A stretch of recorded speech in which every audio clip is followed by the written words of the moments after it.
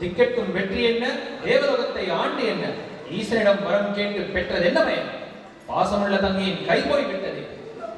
பல பரீட்சை செய்து பார்க்கிறான் பகைவன். அதற்கு நம் அடிபணிய கூடாது. வாள் எடுத்து பகை முடித்து வானவரை சீர்பிடித்தும் இந்திராணிக்கு புத்தி வரவில்லை. நம் சித்தப்பாவை பொடி பொடியாக்கி விட்டான். அவனுக்கு தக்க தண்டனை கொடுக்க வேண்டும். என்ன அவமானம்! அப்பா, அத்தை சிந்தி ஒரு துளி ரத்தத்திற்கு அவர்கள் பதில் சொல்லியே ஆக வேண்டும். அவர்களின் கடையை புனித வருகிறேன். நம் குலம் துடிப்பது போல் தேவர்கள் குலமும் துடிக்க வேண்டும். நம்மிடத்தில் தானே இந்திராணி ஒளிந்து கொண்டிருக்கிறாள். அசுரர் கால்பட்ட இடமெல்லாம் நமக்கு சொந்தம்தான். அஜமுகி செய்தது தவறாக இருந்தாலும் அவள் கையை வெட்டியது பெரிய குற்றமே. அவர்களை தண்டிக்க வேண்டும். அண்ணா, யாரோ சிறுபிள்ளை குமரனாம் நமது கோட்டையிலே நுழைந்து நம்மை கொல்ல வந்திருக்கிறானாம். எம்மை வெல்லும் அளவுக்கு அந்த குமரனுக்கு எங்கிருந்து சக்தி வந்தது? யார் கொடுத்தது? அவன் யாராக இருக்கலாம்?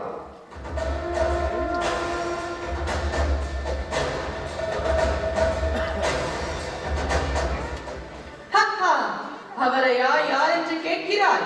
உன்னை அழிப்பதற்கென்றே உலகில் தோன்றியவன், வேலோர வந்திருப்பவன், உன்னால் வேதனை பெறும் தேவர்களை விடுவிக்கப் போகிறவன். வேலன், வேதத்திற்கு சீலன், பார்ப்பதற்கு பாலன், பகைவர்க்கு காலன். எத்தனை பெயர்கள் அவனுக்கு! கந்தன் என்பார், கடம்பன் என்பார், கார்த்திகேயன் என்பார், குஹன் என்பார், சண்முகன் என்பார், ஆறுமுகன் என்பார். உன்னையும் அழித்த பிறகு சூரனை வலித்த சூரன் என்பார். போதும், நிறுத்து. வார்த்தையிலே அழகு கூட்டி வர்ணனையில் ஜாலம் காட்டி சொல்ல அலங்காரத்துடன் என்னை காண வந்திருப்பவனே யார் நீ? சொல்லுக்கும் பொருளுக்கும் முத்தமிழுக்கும் தமிழின் இனிமைக்கும் ஆயக்கரை 64க்கும் 6 சாத்திரத்திற்கும் 4 வேதத்திற்கும் தலைவனவன். அவனே வேலவன். அவன் அனுப்பிய தூதவன் வீரபாகு தேவன். வேலவன் அனுப்பிய தூதுவனோ? தூதுவன் மட்டுமல்ல, உனக்கு நன்மையை எடுத்து ஓதுபவன். வீரபாகு, இவனை நான் பார்த்துக் கொள்கிறேன். எங்கு வந்தாய்? எதற்கு வந்தாய்? வந்த விஷயத்தை சொல்லிவிட்டு ஓடி போய்விடு. படிப்பை எல்லாம் கற்றாயே தவிர பண்பை கற்க மறந்து விட்டாய். நீ என்ன செய்வாய் பாவம்? என்று உன் தங்கை அஜமுகி கையறுபட்டு வந்தாலோ அன்றை உன் அறிவு மழுங்கி விட்டது. வீரபாகு, நாவை அடக்கு. வந்தவனுக்கு ஆசனம் கொடுக்க மறந்து விட்டாயே. ஆசனமா? உனக்கு நான் கொடுக்கவா? அசுரர் குல சபையிலே மாற்றார் எவருக்கும் ஆசனம் கொடுக்க மாட்டோம் என்று என்றோ தீர்மானித்து விட்டோம். நீ என்ன எனக்கு ஆசனம் கொடுப்பது? முருகா!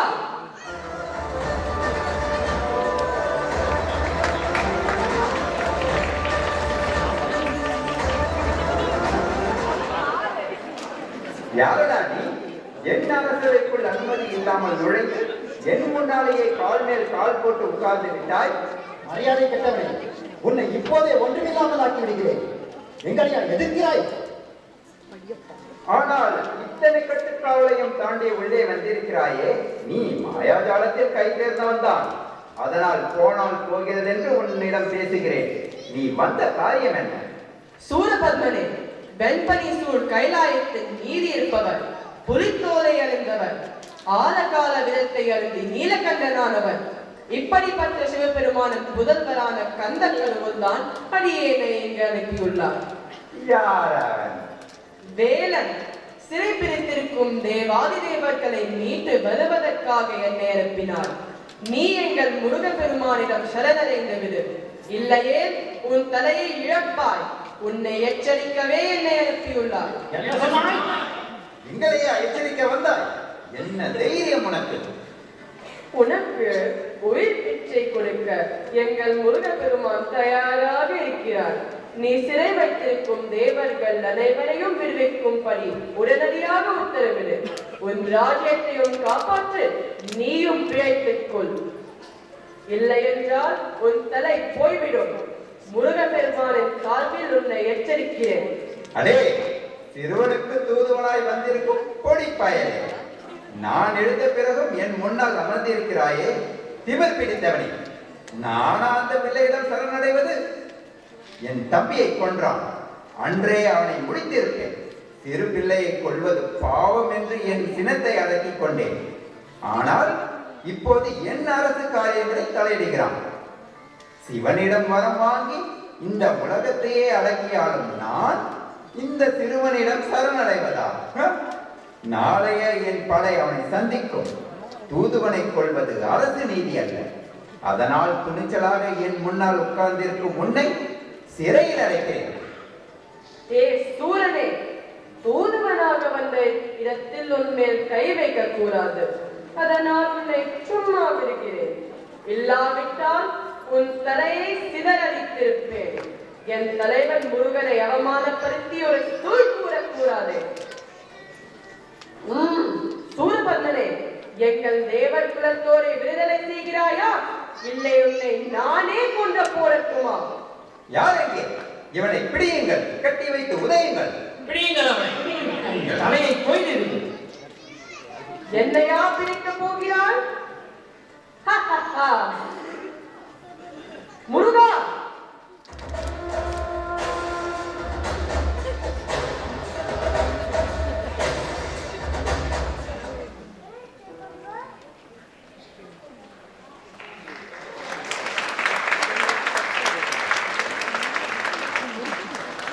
வேறு சிறந்த கதை. தமிழ் கடவுள் முருகப்பெருமானின் திருக்கரத்தில் விளங்கும் ஆயுதங்களில் முதன்மை பெற்றது வேலாயுதம். அது சிவபெருமானை போலவே படைத்தல், காத்தல், அழித்தல், அருளை, மறைத்தல் எனும் 5 செயல்களையும் ஆற்ற வல்லது. இந்த வேறு சிறந்த கதையையும் கந்த சஷ்டியின் கதையையும் படித்தாலோ கேட்டாலோ எண்ணற்ற நன்மைகள் நிகழும். சிவசக்தியின் அம்சமாகவே வேல் தோன்றியது. அன்னை பராசக்தியிடம் முருகன் வேலாயுதத்தை பெற்ற நிகழ்வை முருகன் ஆலயங்களில் இன்றைக்கும் ஐதீக விழாவாக நடத்துகின்றனர். சிக்கலில் வேல் வாங்கி செந்தூரில் சம்மாரம் என்பது பழமொழி. கந்த சஷ்டியின் 5ஆம் நாள் சிக்கலில் பார்வதி தேவியிடம் வேல்வாங்கும் நிகழ்ச்சி நடைபெறுகிறது. சிக்கலில் வேல் வாங்கும் போது முருகன் திருமேனியில் வியர்ப்பது இன்றும் நடக்கும் அதிசயம். தெய்வானை முருகன் திருக்கல்யாணம். சூரசம்ஹாரம் முடிந்த பின் முருகன் சிவபூஜை செய்ய விரும்பினார். அதற்காக கடற்கரையில் கட்டப்பட்ட கோவில்தான் திருச்செந்தூர் கோவில். இங்கு மூலஸ்தானத்தின் பின்பகுதியில் முருகன் பூஜை செய்த சிவலிங்கத்தை காணலாம். சூரசம்ஹாரத்தோடு விழா முடிவதில்லை. தேவர்களுக்கு முருகன் செய்த உதவிக்கு கைமாறாக இந்திரன் தன் மகள் தெய்வானையை முருகனுக்கு மனம் முடித்து வைத்தான். எனவே மறுநாள் முருகன் தெய்வானை திருமண வைபவத்தோடு விழா நிறைவு பெறுகிறது. வேல் வேல் வெற்றி வேல், வடிவேல் முருகனுக்கு அரோகரா, வெற்றி வேல் முருகனுக்கு அரோகரா. முருகன் வேலுடன் இருப்பதால் அவர் வேலாயுதன் என்றும் அழைக்கப்படுகிறார். வேல் என்பது ஞானம் மற்றும் அறிவின் சின்னம். நம் ஞானமும் அறிவும் வேலின் நுனியை போல கூர்மையாகவும் ஈட்டியை போல அகலமாகவும் உயரமாகவும் இருத்தல் வேண்டும் என்பதையே குறியீடாக காட்டுகிறது. அதன் அகலம் மனதின் பரந்த தன்மையை குறிக்கிறது. நம்முடைய சிந்தனையும் செயலும் பக்தியையும் குறிக்கோளையும் நோக்கியே இருக்க வேண்டும் என்பதை வெளிப்படுத்துகிறது.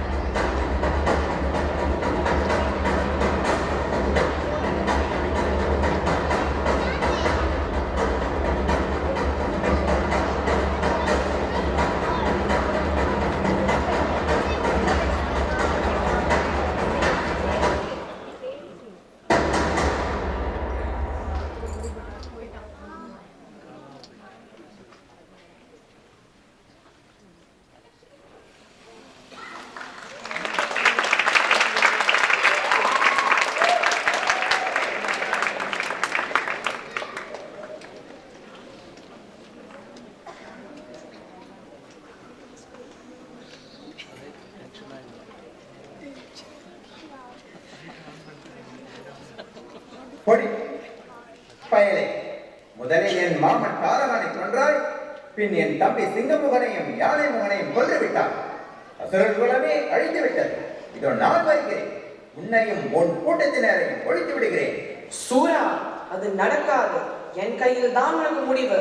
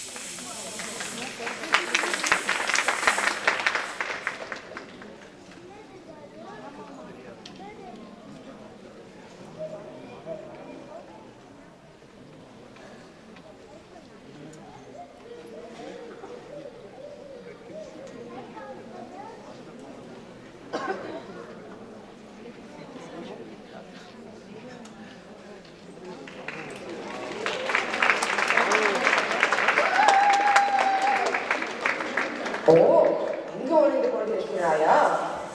அன்னை பராசக்தி, உன் ஆசியுடன் சக்தி வேலை கொண்டு இந்த சூரனை சம்ஹாரம் செய்கிறேன்.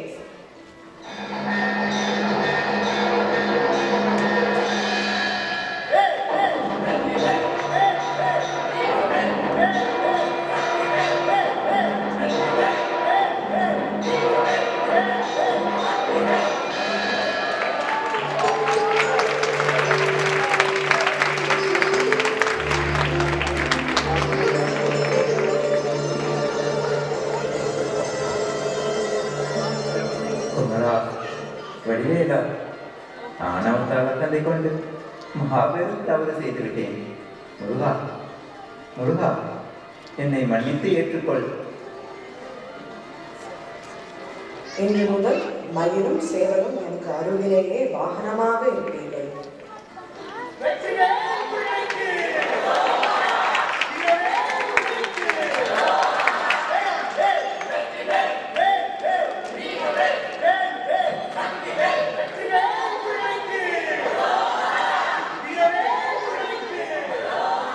வீரபாகு, நெற்றியிலே சிந்தூரம் விட்டு நாம் அனைவரும் சூரனை வதைத்த சின்னமாக இன்று முதல் இந்த இடம் திருச்செந்தூர் என்ற பெயருடன் பெரும் கஷேத்திரமாக விளங்கட்டும். இந்த இடம் நாடு போதெல்லாம் இதுபோல கலக்கும். மரமாக விளங்கிய சூரனை இருக்கூறாக பிறந்து ஒரு பகுதியை மயிலாக்கி மற்றொரு பகுதியை சேவலாக்கிய சேவர் கொடியோனே, உனது வீரத்தை பாராட்ட வார்த்தைகளே இல்லை. மிக்க மகிழ்ச்சி. நீ இப்போதே சென்று இந்திரனை விடுவித்து தேவலோகத்தை அவர்களுக்கு கொடுத்துவிட்டு இந்திரனுக்கு முடிச்சூட்டி வா.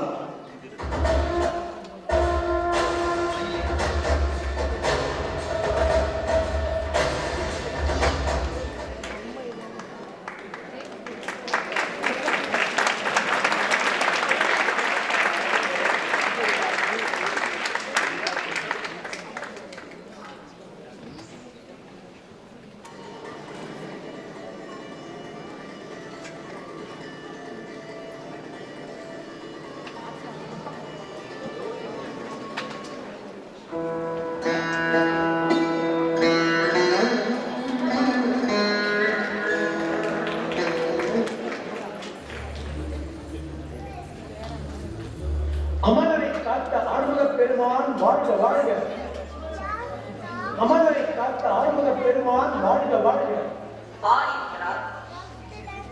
ஐயனே, என் குலம் காத்த குமரனே, சிறையில் அடைப்பட்ட என்னையும் தேவர்களையும் விடுவித்து தேவலோகத்தில் மீட்டுக் கொடுத்த வடிவேலனே, வினை தீர்த்த வேலவனை பாராட்ட வார்த்தைகளே இல்லை. இதற்கு என்ன கைமாறு செய்யப் போகிறோம் என்றே தெரியவில்லை. ஆறுமுக பெருமானுக்கு நன்றி சொல்ல கடமைப்பட்டிருக்கிறோம். அமரர் துயரை தீர்த்த ஆறுமுகனுக்கு ஏதோ பரிசளிப்பதாக கூறினீர்களே. வீரபாபு தக்க சமயத்தில் நினைவுபடுத்தினார். உரிமையோடு எங்கள் பெண் தெய்வ யானையை உங்கள் வேலவனுக்கு மனம் முடித்து கொடுக்க காத்திருக்கிறோம். எங்கள் குலப்பெண்ணை தாரை பார்த்து கொடுக்க நாங்கள் தயாராக இருக்கிறோம். நால்வகை சீருடன் எங்கள் நல்வியை உங்களுடன் அனுப்பி வைக்கிறோம். நன்று. வீரபாபு, நம் வேலவனை பற்றி சொல். மணமகன் முருகனுக்கு இருக்கும் சொத்துக்கோ வளவில்லை. முத்தமிழும் முருக பெருமானின் சொத்து, சகோதரன் விநாயகனின் சொத்து பிரணவ பொருள். அன்னை வீட்டு சொத்து சக்திவேல், தந்தை வீட்டு சொத்து வெள்ளிமலை, மாமன் வீட்டு சொத்து பட்டு பீதாம்பரமும் எண்ணிறதங்கா ஆபரணங்களும், அத்தை வீட்டு சொத்து அலைப்பாயும் கடல். ஆஹா, எங்கள் மகள் தெய்வ யானை மிகவும் கொடுத்து வைத்தவள். மலைமகள் மந்தனுக்கு திருப்பரங்குன்றம் மலை மீதே திருமணம் நடக்கட்டும். மிக்க மகிழ்ச்சி. இப்பொழுதே ஏற்பாடு செய்கிறோம்.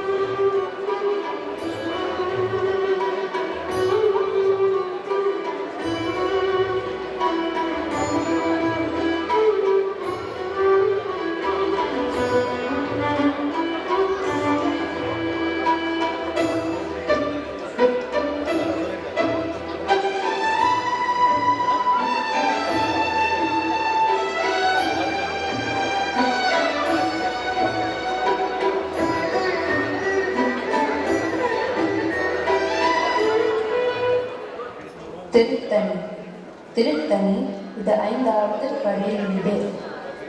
அடர்ந்த சோலைகள் சூழ்ந்த பசுமை தன்மை நிறைந்த அமைதியான தடம் இது. இங்கு முருகன் தனிக்காற்றல மூர்த்தியாக விளங்குகிறார். தேவர்களுக்கு தொடர்ந்து துன்பங்களை கொடுத்து வந்து சூரபத்மனுடன் போர் புரிந்து தேவர் துயரை நீக்கினார். பிறகு விளையாட்டாக வீரர்களுடன் போர் புரிந்து வள்ளியை மடமுடிந்தார். முருகப்பெருமான் சினம் தணிந்து அமர்ந்த தடம், வள்ளியை மனம் புரிந்த தடம். எனவே அன்பும் கருணையுமே இங்கு ஆட்சி புரிகிறது. இது எந்த ஆரவாரமும் இல்லாத அமைதியான தடம். இங்கு முருகனுக்கு வேறு கிடையாது. இது தவத்திற்கும் தியானத்திற்கும் ஏற்ற தடம்.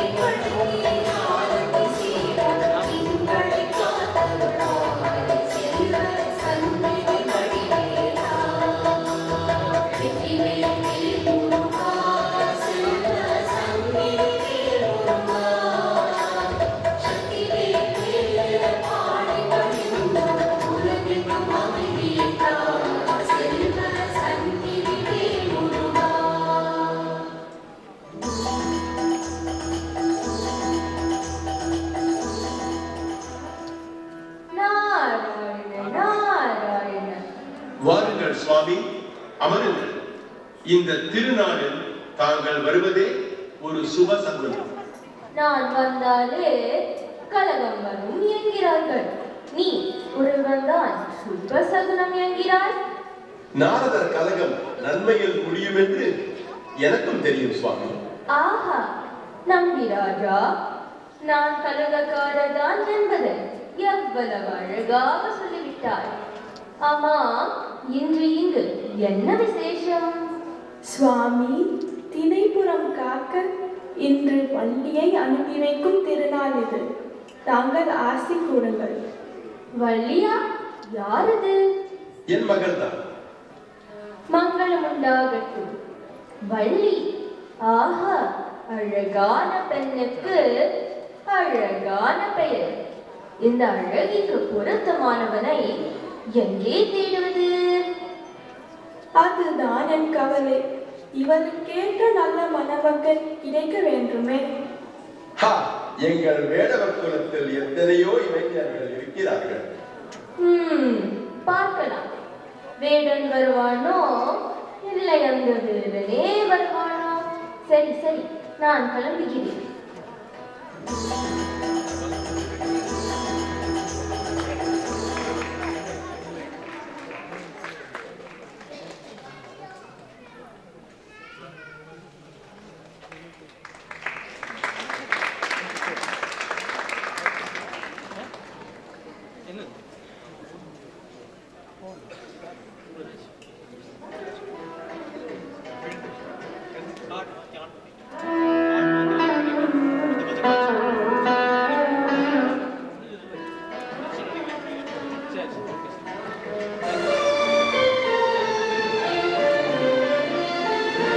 என்ன நாரதரே, ஏதோ ஆழ்ந்த சிந்தனையில் இருக்கிறீர்கள்.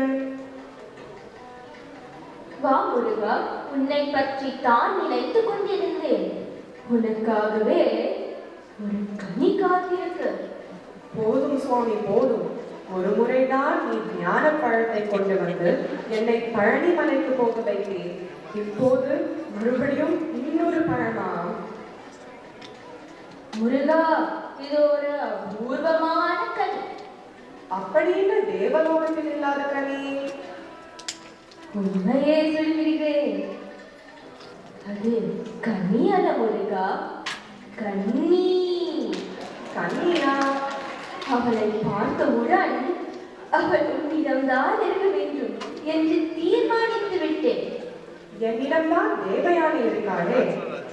தேவயானை உன் இடம் இருக்கிறார். அவனும் வளம் இருக்கட்டுமே. பாவம் அந்த பெண் உன்னையே நினைத்து ஏங்கிக் கொண்டிருக்கிறாள். ஓ, அப்படியா? என்ன முருகா, ஏதோ ஒரு பேச்சுக்கு சொன்னேன், உடனே புறப்பட்டு விட்டாயா? இனி நான் தரதாலும் நிற்கவா போகிறாய்? முருகா நில்லு. வள்ளிமலை சாரலில் இருக்கும் அந்த பெண்ணை பற்றி ஏன் சொன்னாய் என்று தேவயானை என்னை அல்லவா கோபிப்பார்கள். ஓ, வள்ளிமலை சாரலா? பார்த்தாயா பார்த்தாயா, அவள் திரைப்புறம் காக்கும் இடத்தை கூட சொல்கிறாயே. ஓ, திரைப்புறம் காக்கிறாளா? அந்த வள்ளி திரைப்புறத்தில் இருப்பது உனக்கு எப்படி தெரியும்? ஓ, அவள் பெயர் வள்ளியா? முருகா, நீ சரியான ஆள். பெயரை கூட தெரிந்து வைத்திருக்கிறாயே. நன்றி நாரதரே. எதற்கும் அந்த பெண்ணை பார்த்துவிட்டு வருகிறேன். நாராயண நாராயண.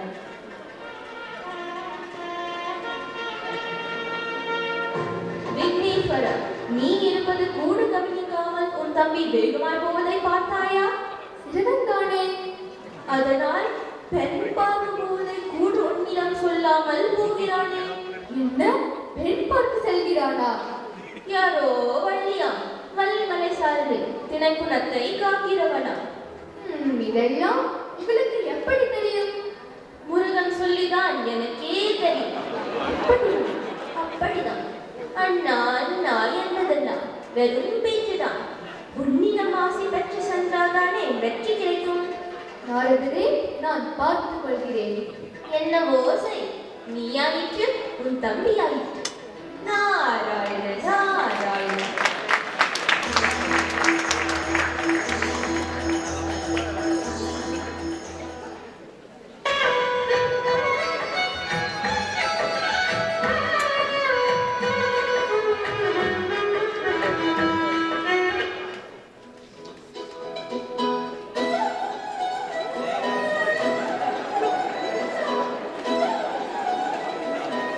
முருகா, இன்னும் எத்தனை காலம்தான் உனக்காக காத்திருப்பது?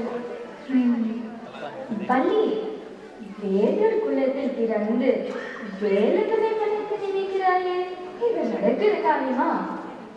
முருகன் என்னை தேடி கட்டாயம் வருவான். வராவிட்டால் நான் கன்னியாகவே இருப்பேன். வள்ளி வள்ளி, ஒரு குறி சொல்ற பொண்ணு வந்திருக்கா. பொண்ணு சின்ன பொண்ணு, சொல்லு ரொம்ப சுத்தம். நடந்ததை நடக்கிறதை நடக்க போவதை புட்டு புட்டு வைக்குது. அப்படியா? சரி, என் எதிர்காலத்தை பார்த்து விடுகிறேன். வரச் சொல்.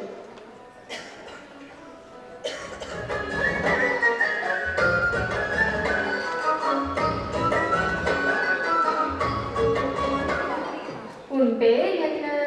என் பெயர் வஞ்சி, உன் பெயர் வள்ளி, சரிதானே? அடடா, என் பெயர் கூட தெரியுமா உனக்கு? பெயர் மட்டுமா? பிறப்பு, வளர்ப்பு, இனி நடப்பு அனைத்தும் சொல்வேன். ஓ, எல்லாம் சொல்வாயோ? இது நான் பிடிக்க வேண்டிய கையாமா? பின் யார் பிடிக்க வேண்டிய கை? அந்த முருகப்பெருமான் பிடிக்க வேண்டிய கை. சொல்லு சொல்லு, மேலே சொல்லு. திணைப்புணம் காக்க வேண்டிய பெண்ணாமா நீ? மயில் மீது அமர வேண்டிய பெண் அல்லவா? எங்கே கையை காமி. அப்பனே பழனி ஆண்டவா, வேலாயுதா, தண்டபாணி, ஆறுமுகா, குஹா, செந்தில் ஆண்டவா, சரவண பவா, ஞான பண்டிதா, கார்த்திகேயா, கடம்பா, கந்தையா, சுப்பிரமணியா, வடிவேலா, என் வாக்கிலே வா. வள்ளி வாயசைப்பது நான், என் உள்ளிருந்து பேசுவது குமரன். புரிந்ததா? அடே அப்பா, ஒரே சமயத்தில் அத்தனை சாமியையும் கூப்பிடுகிறாயே.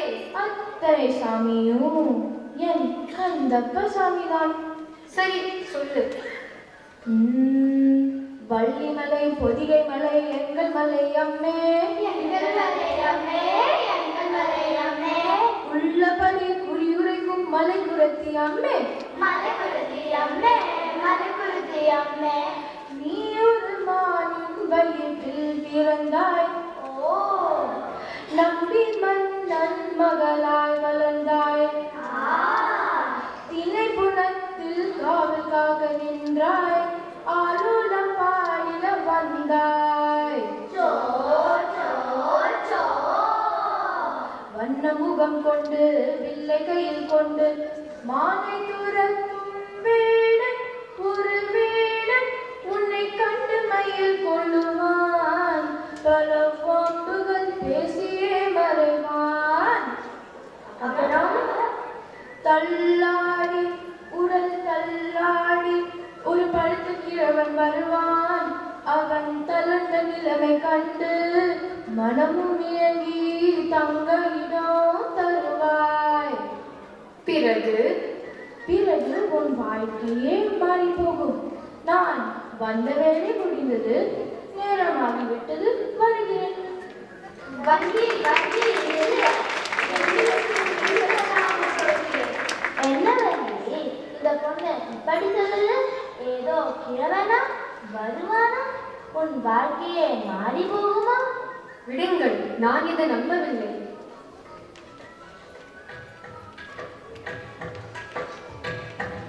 வளையல் வாங்கலையோ வளையல், வளையல் வாங்கலையோ வளையல், வளையல் வாங்கலையோ வளையல், வளையல் வாங்கலையோ வளையல். வள்ளி, வளையல்கார வந்திருக்கா, கூட்டலாமா? வர சொல், பார்க்கலாம்.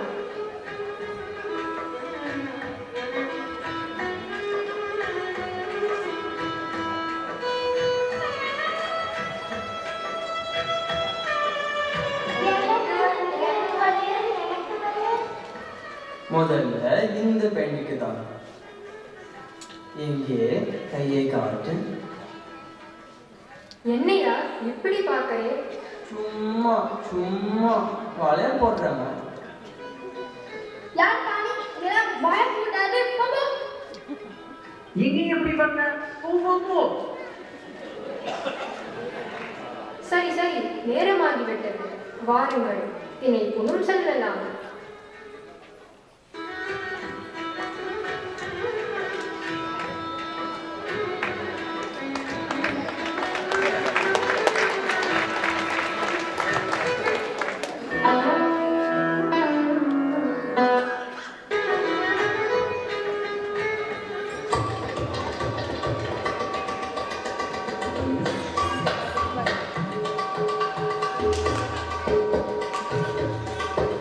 ஓ,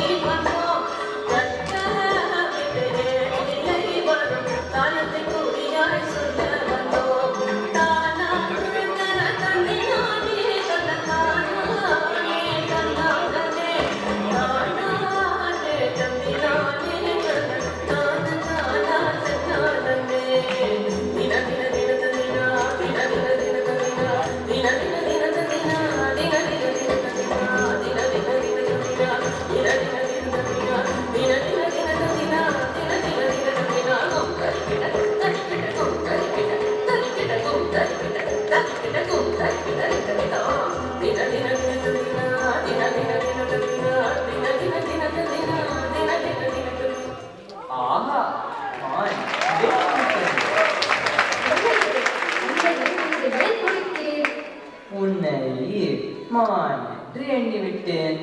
என்னிடம் வேடிக்கை பேசாதே. நான் நெருப்பு. நீ தேடி வந்த மானும் இல்லை.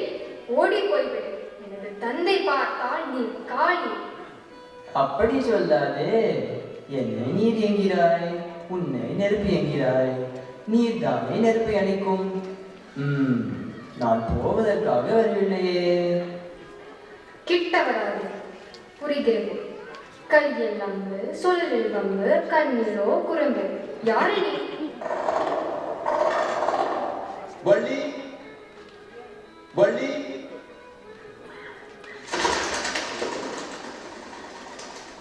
என்ன வள்ளி? ஏதோ சத்தம் கேட்டது. ஒன்றும் இல்லை அப்பா. வாங்கடா போலாம்.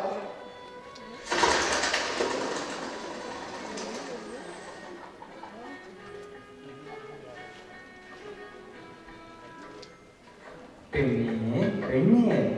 யாரு? ஓ நீயா? நீ எங்க வந்தாய்? உன்னை நான் அப்பவே இங்கேருந்து போக சொன்னேனே. போவதற்காக நான் இங்கு வந்துள்ளேன். பின் எதற்கு?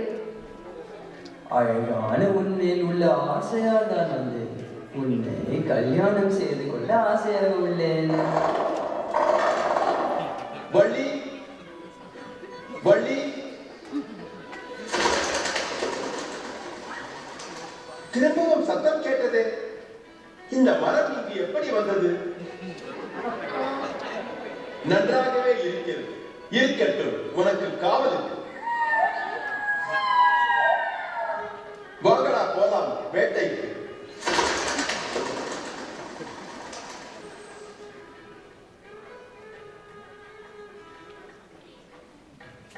வள்ளி, வள்ளி.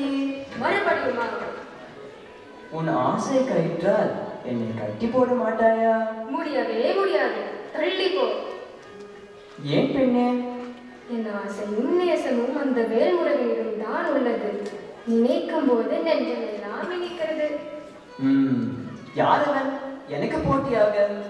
உளராது. நான் கல்யாணம் செய்து கொண்டால் என் மனதில் குடிக்கொண்டிருக்கும் நாயகன் முருகனை தான் கல்யாணம் செய்து கொள்வேன்.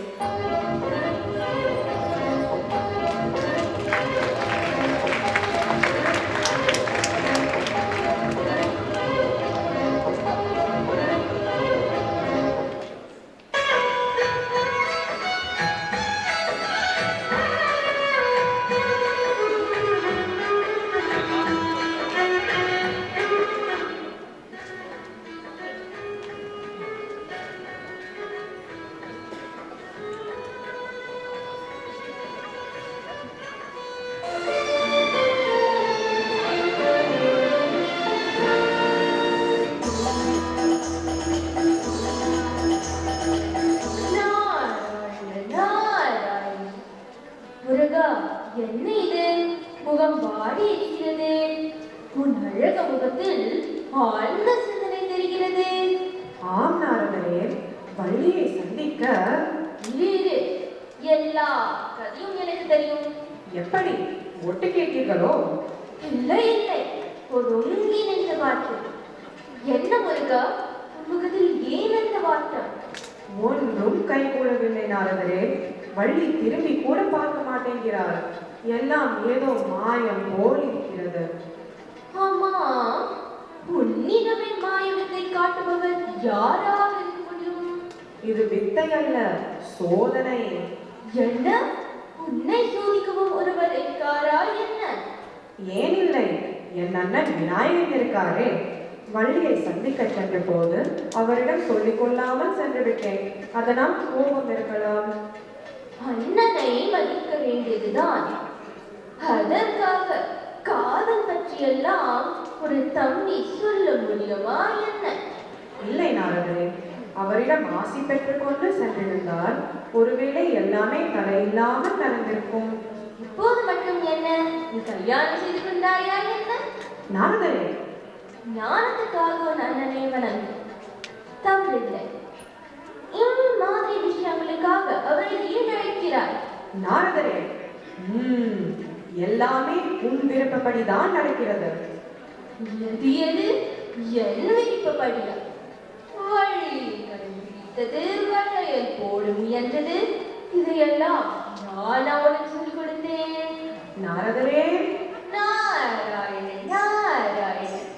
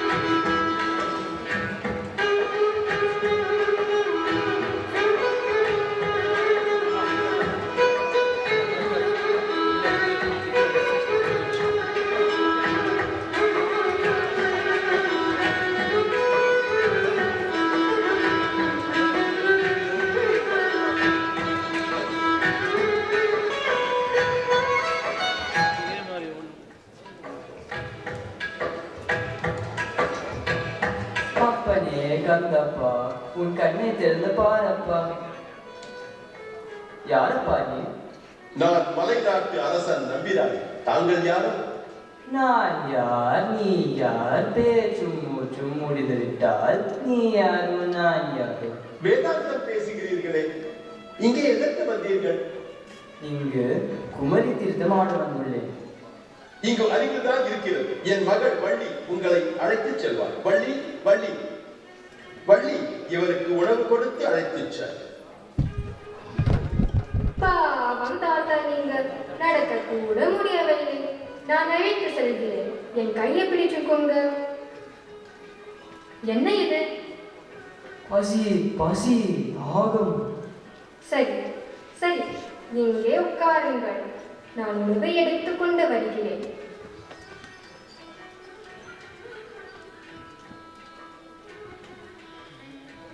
இதோ தேனும் தினைமாவும், சாப்பிடுங்கள். எங்க குறிஞ்சி கடவுளுக்கு பிரியமான உணவு.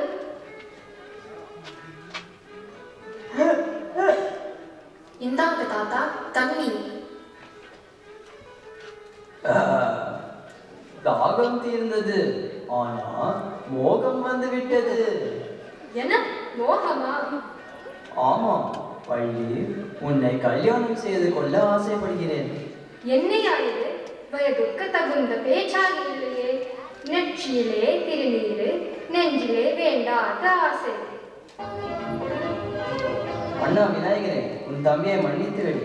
உன்னை வணங்காமல் சென்றது பெரிய தவறு. வள்ளியை அடைய எனக்கு உதவி செய். எனக்கு ஆசை கூடு.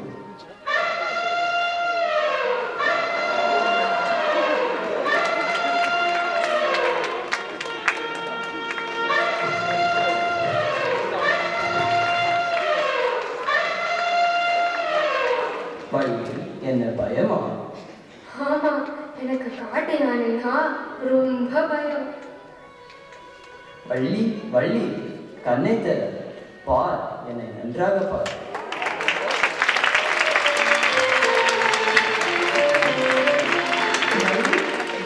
கண்ணை தீர பார், என்னை பார். முருகா, முருகா, என்ன விளையாட்டு இது? ஆமாம், விளையாடினேன்.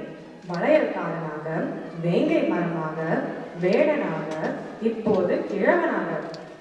எதற்கு இந்த விளையாட்டு? உன்னை மணக்கத்தான். இத்தனை காலம் நீ எனக்காக காத்திருந்தாய். நான் உன்னை திருமணம் செய்து கொள்கிறேன். வள்ளி, வள்ளி, ஹா, முருகா, முருகா, வள்ளி, என்ன இது? நம்பிராஜா, வள்ளி எனக்காக காத்திருந்தாள். அவள் என்னை மணப்பது என் சித்தம். முருகா, தேவ மங்கையர் பலர் இருக்க எங்கள் வேடவ பெண்ணை தேடி வந்து மாலையிட்டாயே. எங்கள் குலதெய்வமே முருகா, என்னே எங்கள் பாக்கியம். நம்பிராஜா, செல்வத்தை பார்த்து சிறப்பளிப்பது மனித செயல். உள்ளத்தை பார்த்து உயர்வளிப்பதுதான் தெய்வத்தின் கடமை. என் மீது உண்மையான பக்தி கொண்டால் அவர்கள் எங்கிருந்தாலும் தேடி சென்று அருள் கூறுவேன். வடிவேலா, வள்ளியுடன் தாங்கள் எழுந்தருளும் தலம் என்னவோ? காஞ்சிக்கு அருகிலுள்ள குற்றத்தில் கோயில் கொள்வோம். எம்மை தரிசிக்க எண்ணி அம்மலையில் கால் வைப்போரின் பாவங்கள் உடனே தணியும். அதனால் அது திருத்தணிகை என வழங்கி வரும். திருத்தணி முருகனுக்கு, திருத்தணி முருகனுக்கு.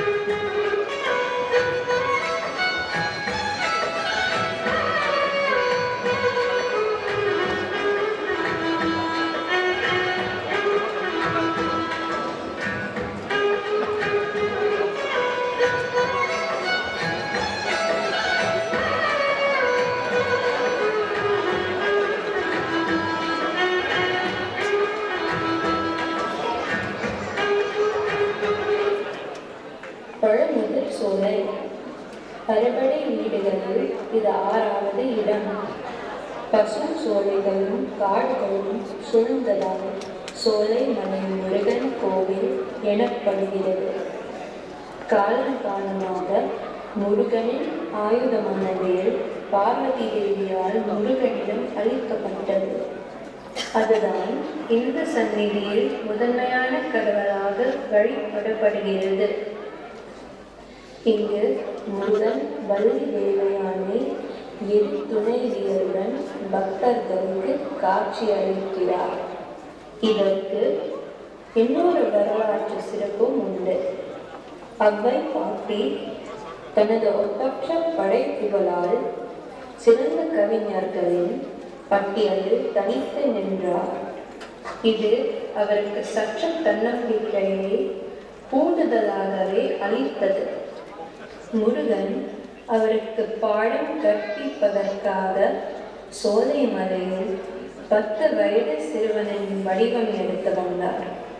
ஒரு மரத்தடியில் ஓய்வு எடுத்தபடி இருந்த அவ்வை பாட்டியிடம் சுட்ட பழம் வேண்டுமா சுடாத பழம் வேண்டுமா என்று கேட்டு கற்றலுக்கு இல்லை இல்லை என்றும் அறிவியற்க பணிவதில்லை என்பதையும் போதித்தான். இப்படி பழமுதிர் சோலை தனிச்சிறப்பு பெற்ற தலமாக திகழ்கிறது.